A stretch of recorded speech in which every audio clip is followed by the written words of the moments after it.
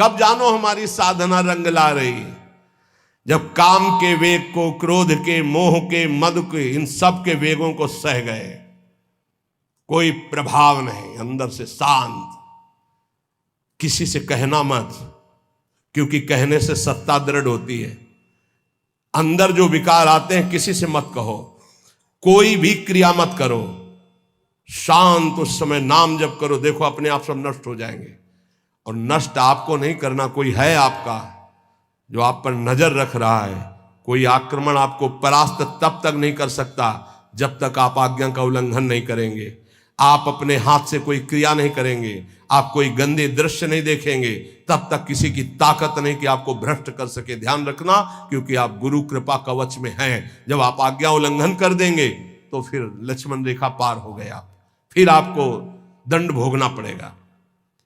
लोभ मोह परद्रोह दोष दुख कलि कुचाल, ये सब तरसें लागे। अर्थात वो चाहते कि मैं इसको अपने अधीन करूं, पर हिम्मत नहीं कि छू सके। किसको?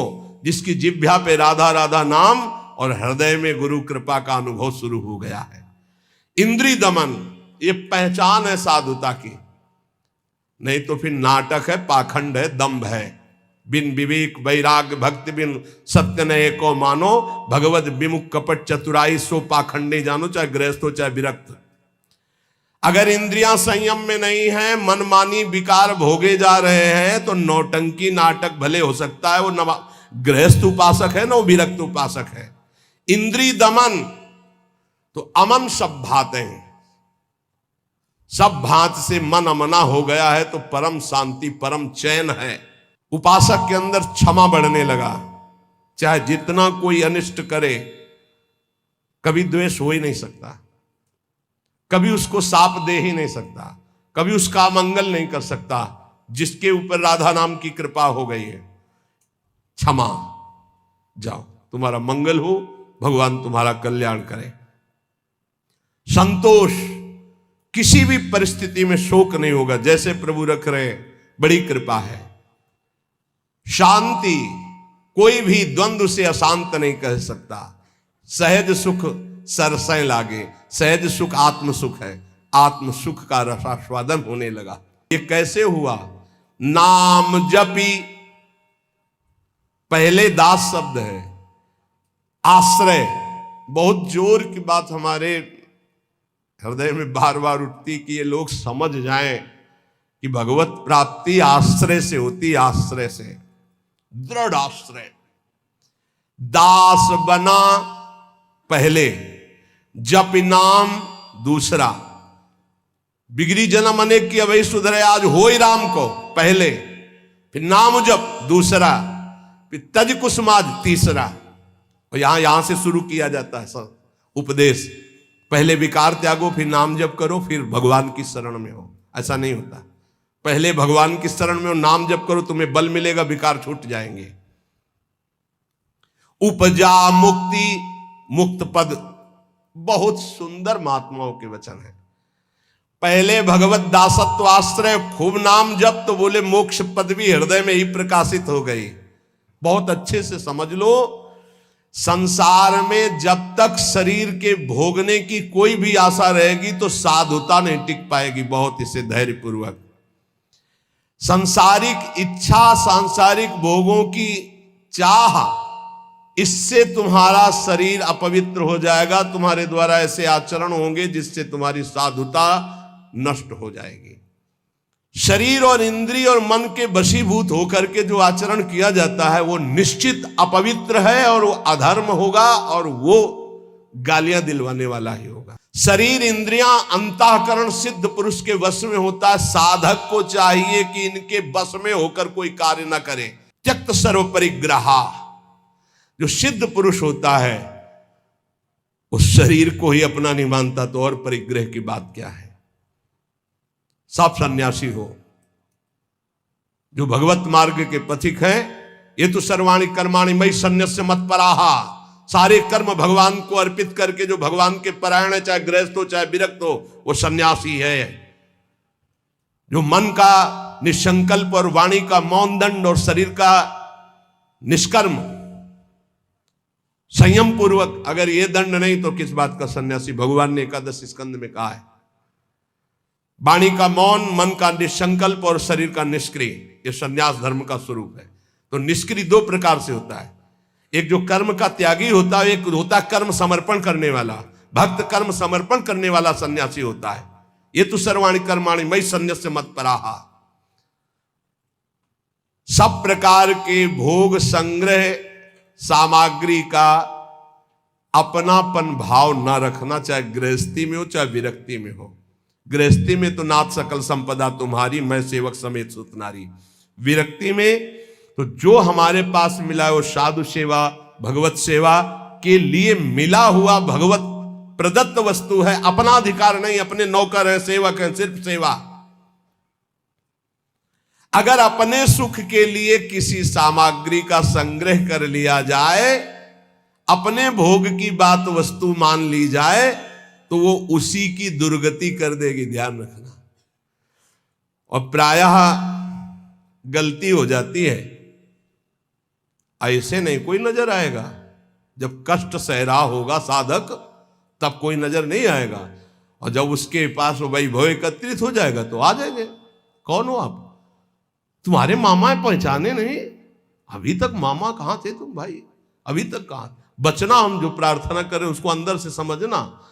जहां मकान बना, जहां वैभव एकत्रित हुआ, तो पूर्व जीवन के रिश्ते नाते संबंधी आके और वहां का अधिकार जताते हैं, और वहां के फिर संबंधी अपना संबंध स्थापित करके उसके अधिकारी बनते हैं, और फिर जिनके लिए आया था फिर उनकी दुर्गति होती है, भी ध्यान रखना। यहीं की घटना है। वो भक्तमाली जी अंतर ध्यान हो गए, उनकी बात है। वो बता रहे थे कि साधु के भाई आए, तो साधु को कहीं ना कहीं से अर्थ मिलता ही रहता है, साधु सेवा, भगवत सेवा। तो उन्होंने कहा अमुक कार्य है, 1 लाख रुपया दे दो।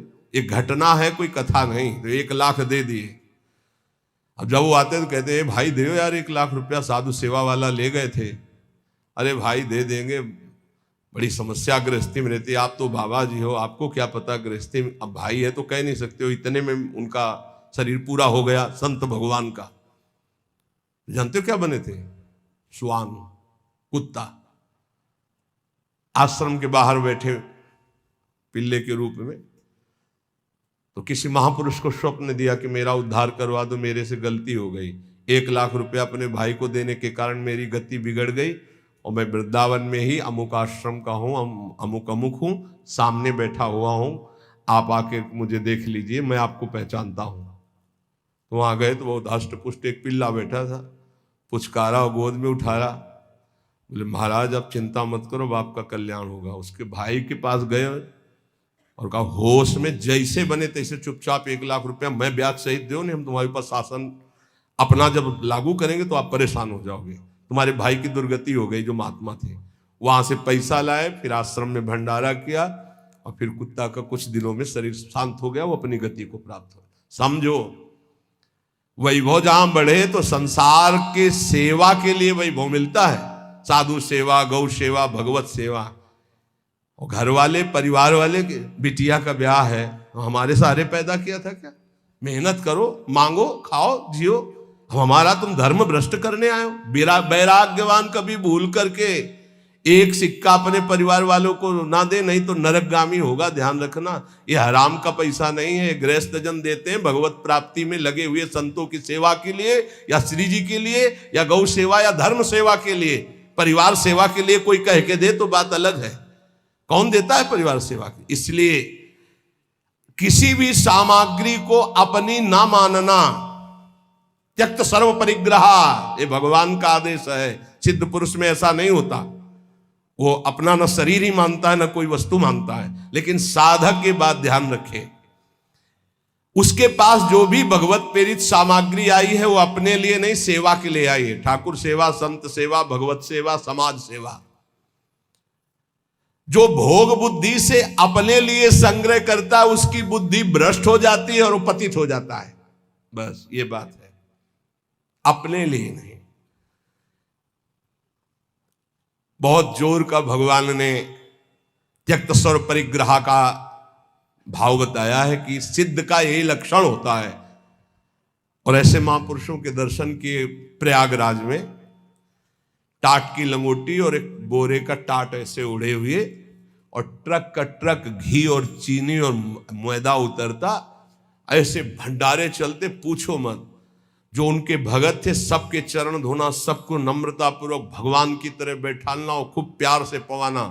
और जो महात्मा जी थे वहां के, एक टाट और पट्टा ऐसे टाट का ऐसे उड़े हुए, और ऐसे ही रेती पे लेटना, ऐसे झोपड़ी बनी हुई थी उनकी, उसमें लेटना, और अरे वैभव की भीड़ लगी हुई थी। और आप जब सब संत पा लेते थे तो सब संतों की जूठन जो बचती उसी में एक दो और मिलाकर, क्या जीवन उनका, कोई संगय प्रयोग, वैभव तो पूछो मत। कोई दिन ऐसा नहीं होता था कि 2-4 हजार रुपए एक संत को दक्षिणा में ना मिले। एक से एक कंबल, एक से एक सब। पर देने वाले जब ऐसे, तो वहां त्यागी ही त्यागी ज्यादा थे। देने वाले परेशान थे कि यहां कोई लेता नहीं है। और सामान की ऐसी, ये वास्तविक बात यही है कि स्वयं परिग्रह रहित होकर के समाज सेवा में। एक विरक्तानंद नाम के महापुरुष थे, उन्होंने कहा, स्वामी जी बहुत हो गया, बुढ़ापा है, आप इतना कष्ट सह रहे हो, क्यों सह रहे हो, अब तो आप वस्त्र धारण कर लो। वो वहीं पास में ही बैठे थे। तो उनका, तुमको मैं बूढ़ा नजर आ रहा हूं, ऐसे कहा, बूढ़ा नजर आ रहा हूं, अभी चलो बराबर गंगा जी में खड़े होकर देख लो कौन बूढ़ा होगा। तितिक्षा की मूर्ति और मुस्कुराहट ऐसी, और त्वचा एकदम सांवली हो गई थी, प्रकृति का वार सहते हैं। और जब दृष्टि उठाए तो अमृत की वर्षा होती। ये संतों में एक अद्भुत हो, ऐसे दृष्टि से देखे तो अमृत की वर्षा होती, क्योंकि भगवदानंद में डूबे। अनिकेता, अनिकेत भगवान को बहुत प्रिय है। अनिकेत, जिसके रहने के वास में ममता नहीं है। अनिकेत का मतलब जिसके घर नहीं, ऐसा नहीं, ये भी रहने का वास है और ये भी रहने का वास है, अपना नहीं है। बिल्कुल ऐसे समझो जैसे स्टेशन में रह रहे, गाड़ी आई चल दिए, स्टेशन में नहीं बैठे, खा रहे हैं, पी रहे हैं, बात कर रहे हैं, पढ़ रहे हैं, पर अंदर से क्या चल रहा है, हमारी गाड़ी आने वाली है, अमुक प्लेटफार्म में आएगी, वही इंतजार कर रहे हैं। बस हम मानो वृंदावन राधा के निकुंज प्लेटफार्म में बैठे हुए हैं, हमारी गाड़ी निकुंज वाली आने वाली है, बिल्कुल तैयारी में बैठे हैं, अपनी अटैची फिट है राधा नाम की, वो पास बना हुआ है निज मंत्र निकुंज का, बस आवे गाड़ी और चल दिए। राधे श्याम भी कहने की फुर्सत नहीं इस गाड़ी में, इतनी रफ्तार की गाड़ी है कि अच्छा भैया ऐसे नहीं है, बस चल दिए। बस ऐसी तैयारी में रहो, यहां राधा के कुंज में कैसे रहना है, स्टेशन में जैसे रहना है।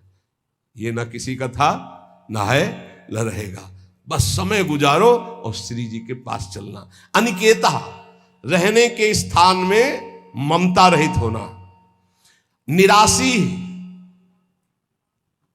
सिद्ध पुरुष में कोई आशा नहीं होती, और साधक को आशा, कामना, स्पृहा और वासना, इसका त्याग करना पड़ता है।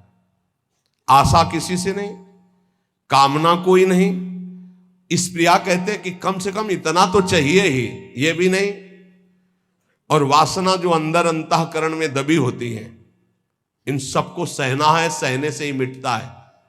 बोले इतनी व्यवस्था तो होनी चाहिए, क्यों होनी चाहिए, हरि की इच्छा है कि इतनी भी ना हो तो हम उसमें राजी हैं, जोई जोई प्यारो करे सोई मोई भावे। हमें लगता है 25 वर्ष तो कुल्ला नहीं किया होगा, 25 वर्ष, वो जो होता है ना पेस्टो या मंजन या कुछ नहीं, जीवन को भगवदानंद में डुबोने के लिए पेस्ट लेके थोड़ी घुमा जाता है, कोलगेट इसके लिए से कहां रखा है। अरे इतना गुड़ मिल जाए और एक कमंडल गंगा जल चला जाए, बड़े भाग्य की बात। निराशी, इतना चाहिए ये भी नहीं होना चाहिए, इतनी तो आवश्यकता है ही हमारे जीवन के लिए, नहीं। यही वृंदावन की कह रहे, पीछे से सब अचला फटा था, राधा वल्लभ जी के दर्शन कर ले गए। एक ओमवती मैया नाम की विरक्त संत थी, राधा वल्लभी, पता नहीं भगवान अब विराजमान है या श्री जी की सेवा में गई, बहुत दष्ट पुष्ट ऐसे बैठती थी। आए बाबा, तो ये समझ में ना आवे, तेरो अचला फटा है, तुमका समझ में तो आवे, लेकिन समझ तब हो ना जब रुपया हो हमारे पास, तो कुछ है नहीं, जैसा श्री जी दिए वैसा है। सच्ची बाबा, हाँ भैया, तत्काल गई, मार क्यों लाई? तो वो देर लगती, वहीं बदल के बाद कि जिसको फिकर है वो करो। हमारे पास जो है जैसे है निराशी, आशा भी नहीं कि इतना तो चाहिए ही, अगर वो भी फटके गिर जाए तो बाबा जी तो बाबा जी, भगवद आश्रित है।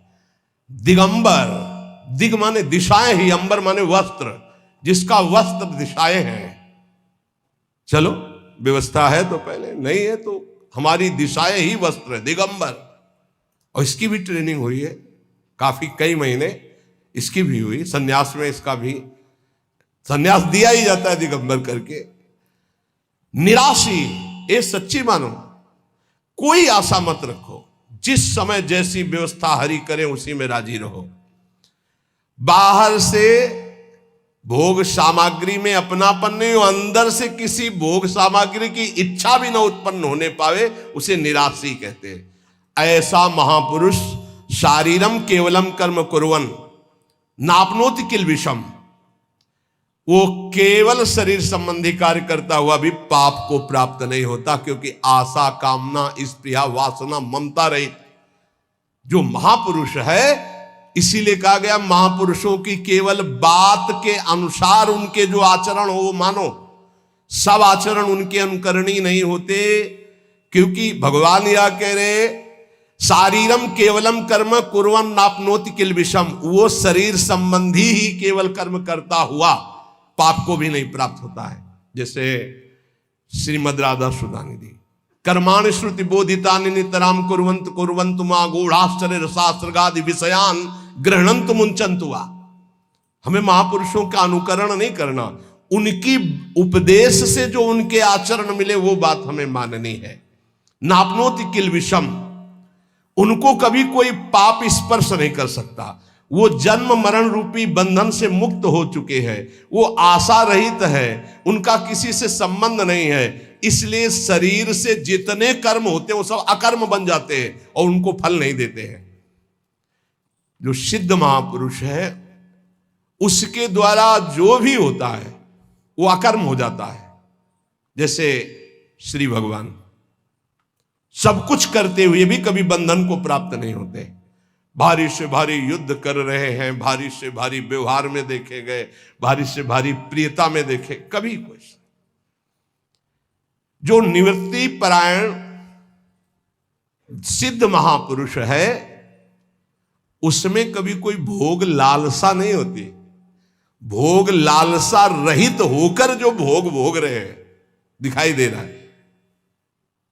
जैसे दुर्वासा जी की कोई आशा नहीं, गोपियों ने सब उनको पकौड़ा, खीर, दुनिया की चीजें पवा दी। बोले अब वापस कैसे जाएंगे? बोले आए कैसे यमुना जी? बोले भगवान ने कहा था मैं अखंड बाल ब्रह्मचारी हूं, अगर तो यमुना जी मार्ग दे दे, ऐसा कहना। तो मार्ग दे दिया। तो बोले कह देना दुर्वासा ने दूब रस के सिवा जबान में कुछ न रखा हो तो यमुना जी मार्ग दे दे। गोपियों ने कहा मनो खीर पुआ तो हम सबका पा गए, कह रहे हैं कि दूब के सिवा न रखा हो। इसका मतलब समझते हो? इच्छा रहित महापुरुष, अनिच्छित, उनकी कोई इच्छा नहीं। तो ऐसे इच्छा रहित महापुरुष के द्वारा संयोग वशात जो भी कार्य हो जाते हैं वो अकर्म बन जाते हैं। उनको कोई भी दंड या कोई भी पाप कर्म स्पर्श नहीं कर सकता। इसलिए बड़े बड़े महापुरुषों की लीलाएं देखी जाती है, विचित्र कोटि की लीलाएं देखी जाती है। बिल्कुल उनका अनुकरण न करे। जैसे आद्य गुरु भगवान शंकराचार्य मछली खा गए, फिर कांच पी गए, सबकी सामर्थ्य थोड़ी है। बहुत एक सिद्ध महापुरुष थे कूटस्थ स्वामी, उनका नियम था खप्पर ऐसे कर दो, जो डाल दोगे वो पालेंगे, जो डाल दोगे। तो कुछ उपद्रवी गांव के लोग थे, जब ये पता चला कि ऐसे नियम वाले हैं तो सीधे कोबरा को पकड़वाया, जो बीन बजाने वाले लोग होते हैं उनसे पकड़वाया और काट करके सीधे जहर सहित रांधा उसको, उनके खप्पर में डाल दिया। ब्रह्मार्पणम ब्रह्म हविर ब्रह्महग्नो ब्रह्मणाहुतम ब्रह्मयुते गंतव्यम ब्रह्म के समाधिना, तत्काल उसको अर्पित करके पूरा पा गए। ब्रह्मबोध संपन्न महापुरुष से। तो वहां के लोगों ने पूछा ये तो अभक्ष्य पदार्थ था।